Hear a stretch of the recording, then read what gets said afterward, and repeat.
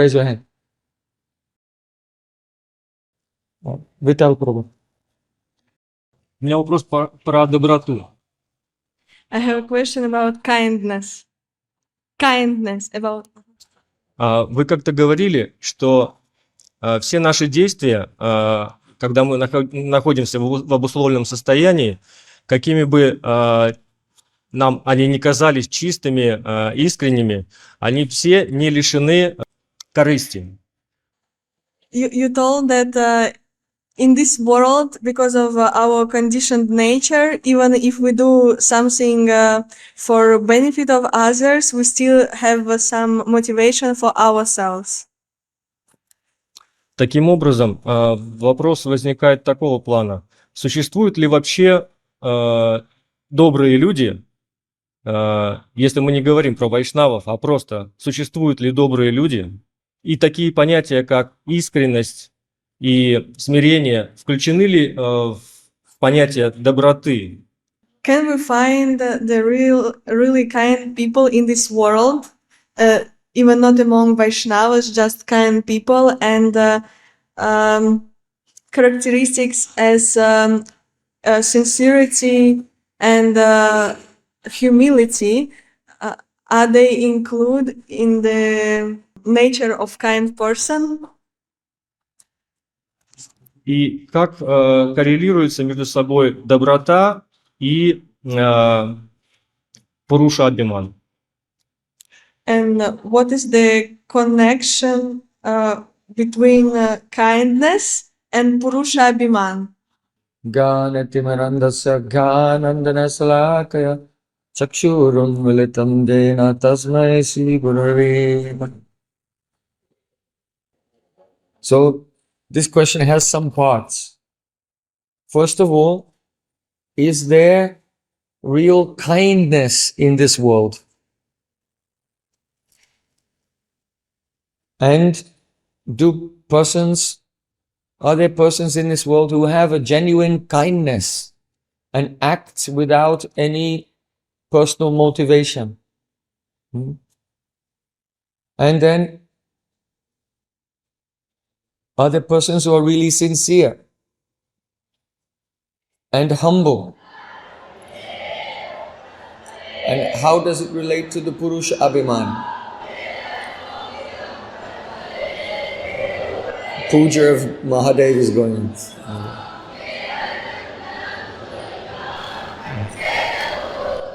Gopeshwar Mahadev ki jai.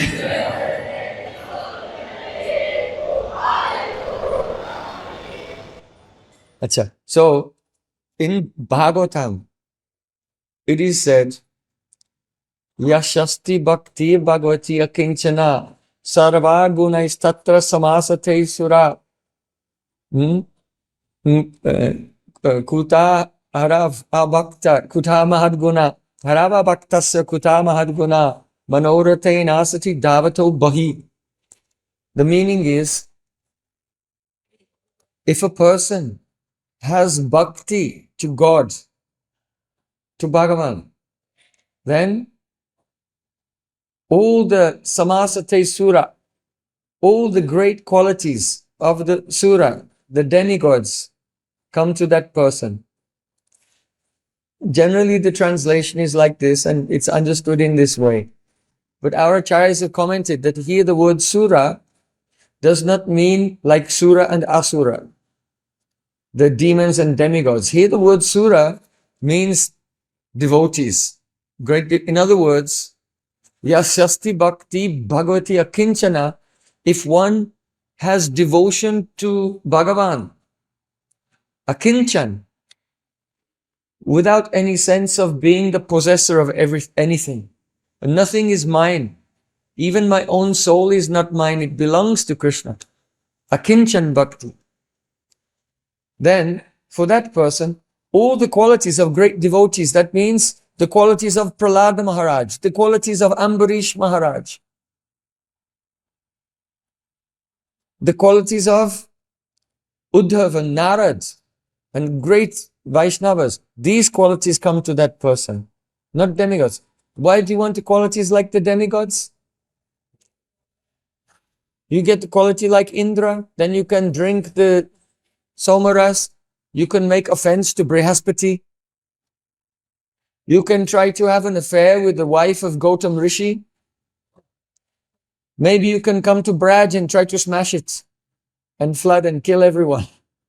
Why do you want to have all the qualities like the devotees? No.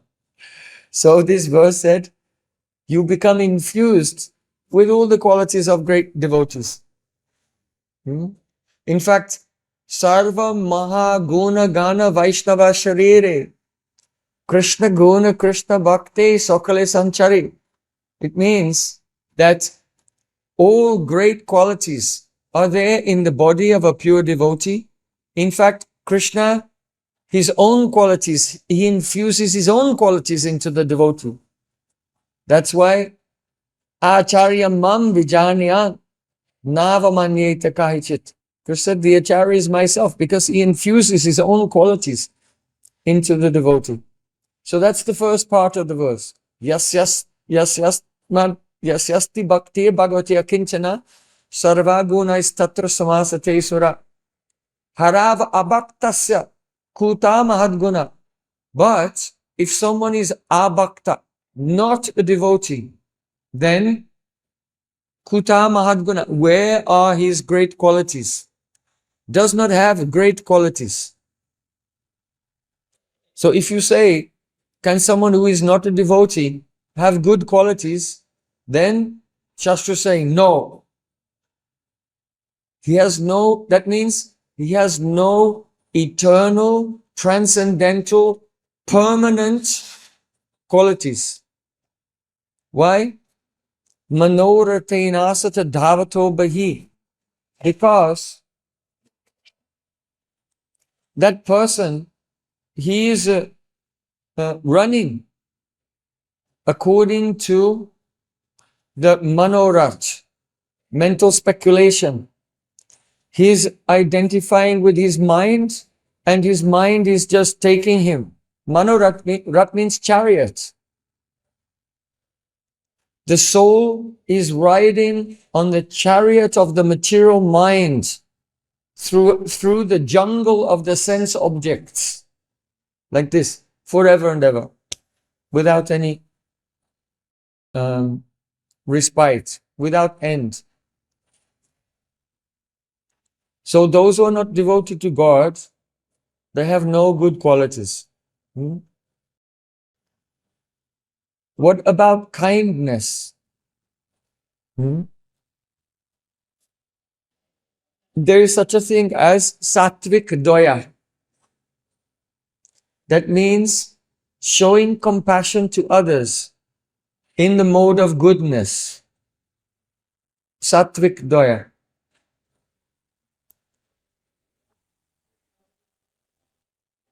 In Gita, Sri Krishna says, Sattvat sanjayate jnanam. From the mode of goodness comes jnana, and here jnana means dehatma vivek, the ability to discriminate between the body and the self. One cannot get any positive information about what is the swarup of Atma, the true nature of the soul, but at least neti, a person by the cultivation of sattva gun can understand, I am not this body, I am not the senses, I am not the mind.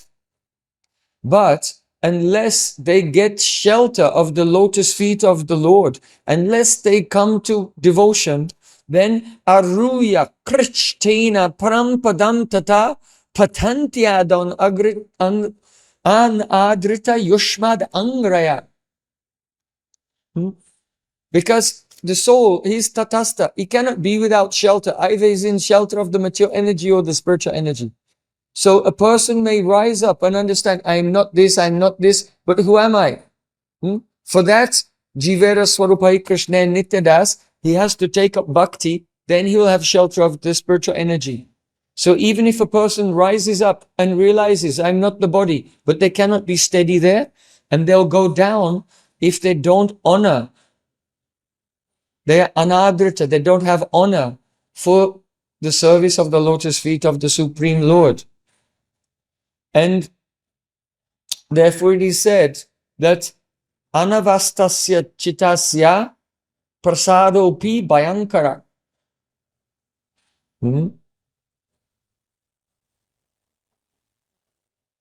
The meaning is that if someone is not a devotee, then their chitta cannot be fixed. Anavastasya chitasya. That means their mind, it cannot be fixed on a transcendental goal, so it's always subject to change.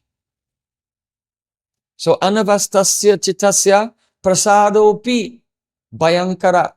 If a non-devotee is merciful to you and kind to you, then that kindness, that is bhayankar, terrifying. Be afraid. Be afraid. Because even though it looks like they're showing kindness to you, at any moment they can change their mind and go in another direction. Because their own mind does not have any permanent platform. And the mind is always changing. So anavastasya chitasya, of that person whose chitta is not steady. And that means everyone who is not a devotee. Then even if they show kindness to you, be afraid.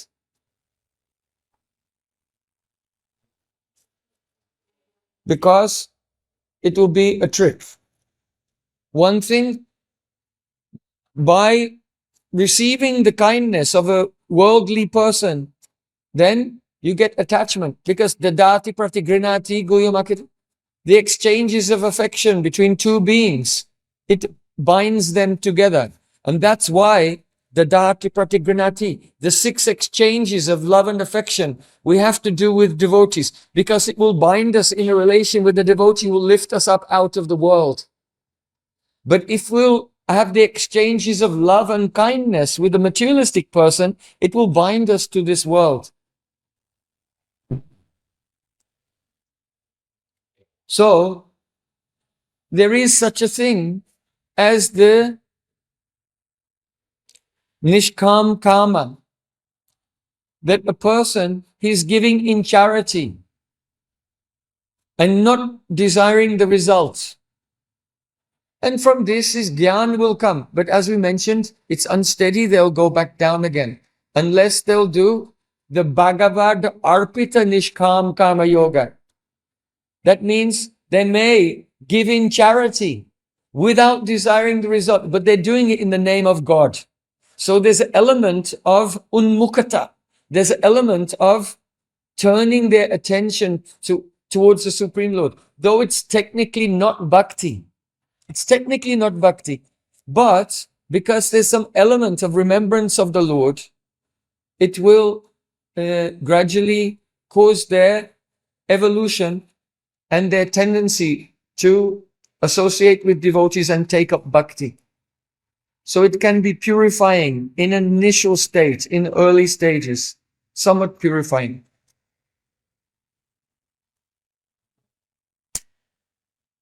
Now, it may be that there are some very sincere persons from another religion. Because if you say, if anyone is not a devotee, what does that mean? In the broadest sense, if someone is dedicating their life and surrendering to God, they're all devotees. Doesn't have to be a member of Chaitanya Academy or the Gaudiya Sampradaya or even another Sampradaya. A person may be of another religion, and if really they are surrendering to their spiritual authorities who have some realization, something, then they can also have some good qualities. Now, look at the example of Bharat Maharaj. Bharat Maharaj helped the deer. The baby deer was drowning. So, helping that deer, was it bhakti or karma?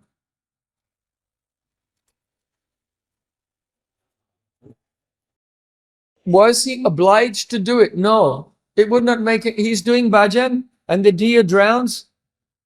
So what? Every day, millions of people are dying. Every day. Hmm?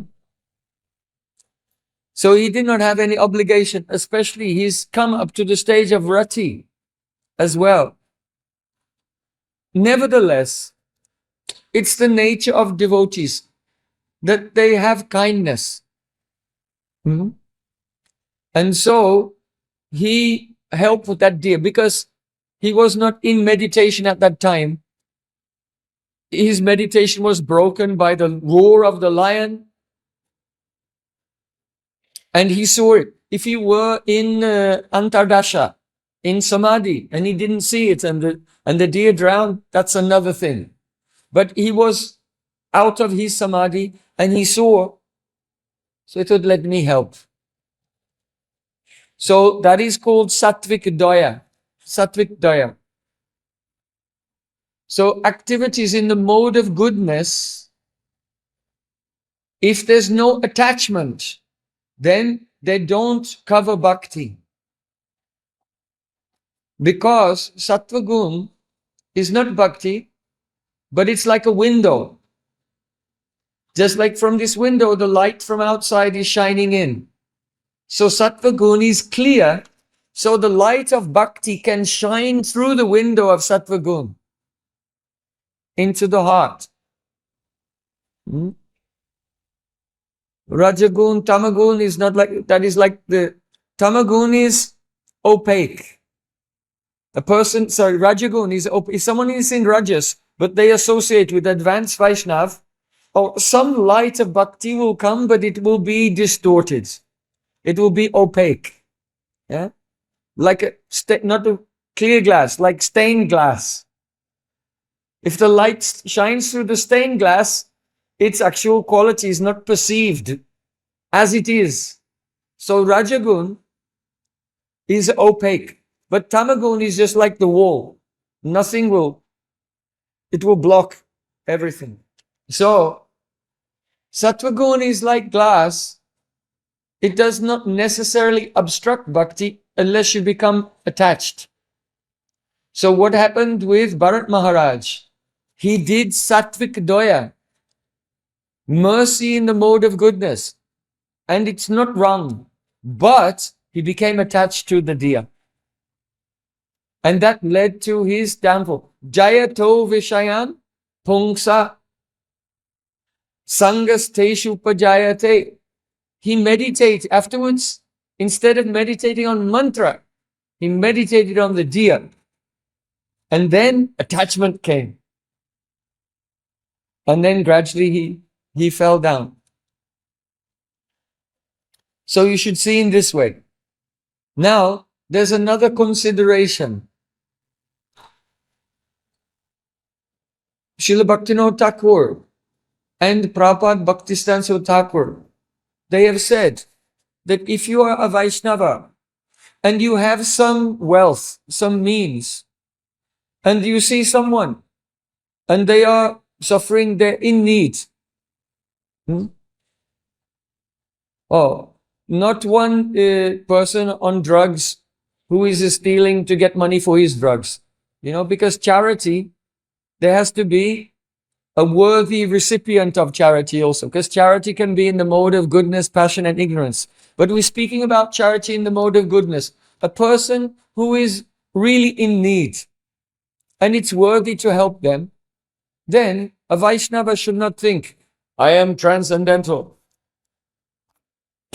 I'll never touch this disgusting mode of goodness. No, he should not think like that. He should not become hard-hearted and turn his face away from that person. He can do something to help within his means. Be kind. The Sattvic Doya is not problematic as long as you don't become attached. So in the Bhagavad Gita, Krishna says that the genuine acts of kindness, of charity, in the mode of goodness, they should not be given up because they purify even the great souls. Mhm. So once once there was some like a famine and crops had failed, and some local villages they were short of food, but in the marts people had given donations, and they had grown some vegetables in their garden. They had quite some excess in their store. So some villager who didn't have enough food for his family, at night he broke into the Gaudiya Math and he stole something, and the devotees caught him. And they tied him up and they brought him in front of Srila Bhaktisiddhanta Saraswati Thakur. Prabhupada, we've caught the thief. We should give him to the police. So then Prabhupada said, what happened? And he said, well, crops have failed and I could not feed my family. And it's not only me, others in the village are in this situation. So Prabhupada said, untie him. And he told him, you take what you need from our storage. And he told the devotees, oh, you should go to his village and give to the villagers there who don't have enough. Bhaktisiddhanta Saraswati Thakur said. So don't be so aloof and think, I am a transcendentalist and we should never help anyone. This is wrong. Because by this, your heart will become hard.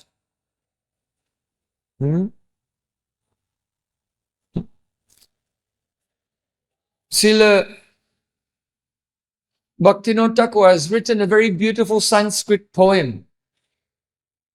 I think it's called Gauranga Stava. Gauranga Stava. I don't remember the exact name, Gauranga Stava Raj, something like this.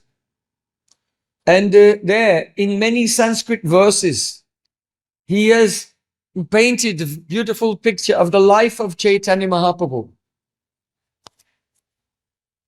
And there it's described that our Sachinandan Gohari, when he became a Vaishnava, his pastime of becoming a Vaishnava, and he was a Grihastha, that regularly he would go and he would give some food and some clothing to poor people and people who were in need. Chaitanya Mahaprabhu did it in his Grihastha Leela as well. So he's come to teach us by his own example. So try to have a nuanced understanding of what it means, kindness. The kindness of a person who is turned away from God is dangerous. It increases the bodily conception of life. But the kindness of a devotee is transcendental. Don't think that when it's said that a Vaishnava is poetic, he is merciful, he is friendly to everyone, the 26 qualities of a devotee, that these 26 qualities are the same as the qualities as we think about them, just in worldly life. All the qualities of a devotee, they are aprakrita, they are transcendental. And those same words that we use in everyday life about the qualities of ordinary people, those qualities and those qualities are not the same. And actually, if we have the mundane conception of what the worldly qualities like kindness and humility are, and think this Vaishnava is great because he has those qualities, this is an offense. Because you are projecting mundane sattvic qualities onto the supernatural transcendental person.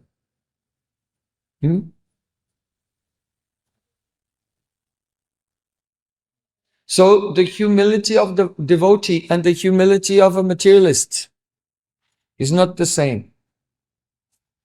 Because he is bahirmukh.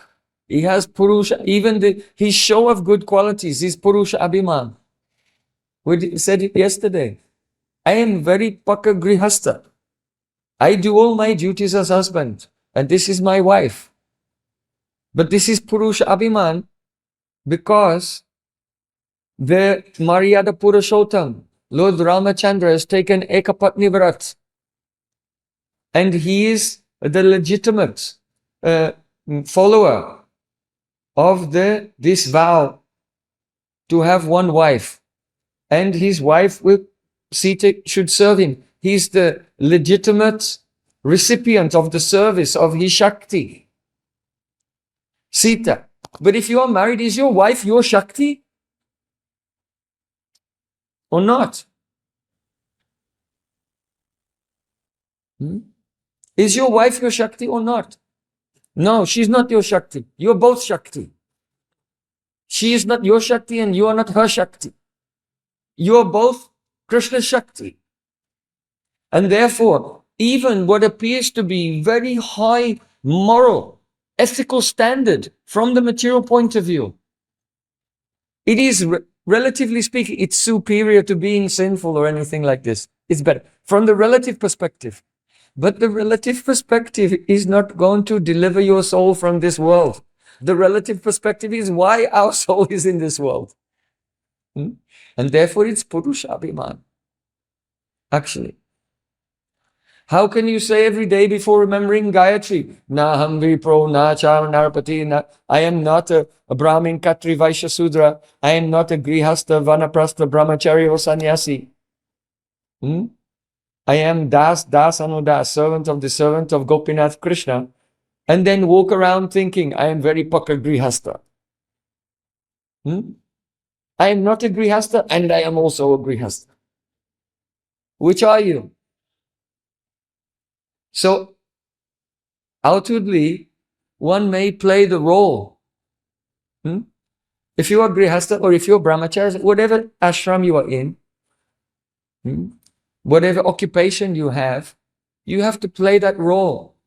But you have to do it without the abhiman. Otherwise, it's just ignorance. It's just bodily identification. And so that activities should be done without the abhiman. And if you do it with abhiman, and you chant Harinam, and you carry that abhiman into your chanting, then it will be impossible to enter into the service of Radha and Krishna.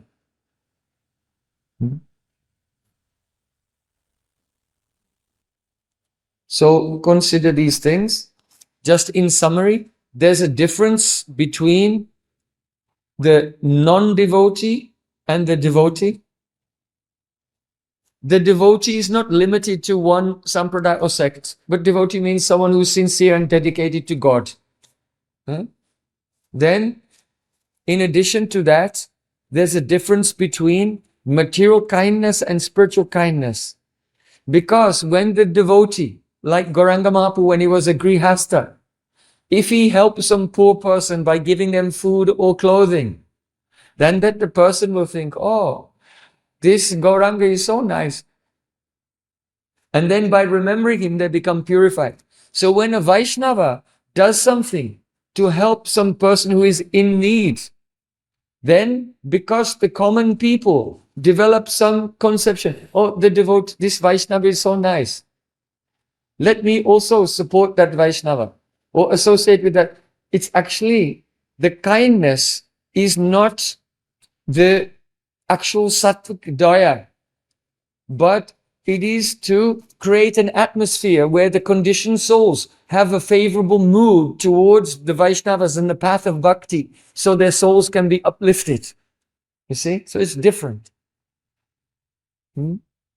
If Sanatan Goswami is talking Prajalpa with the villagers, oh, how is your cow? Is your daughter married yet? It's not because he's just trying to make friends with them. It's because being a transcendental person, if they'll have some little attachment for him, then they may also follow him and chant Harinam and so on. It will bring auspiciousness in their life. So consider all these things. Srila Bhaktivinoda Thakur and Srila Bhaktisiddhanta Thakur in Sajjan Toshani and the Harmonist, they have written on this subject, very beautiful articles. What's the right behavior and responsibility of a Vaishnava? How does he interact with the rest of society? In a kind, but transcendently kind way.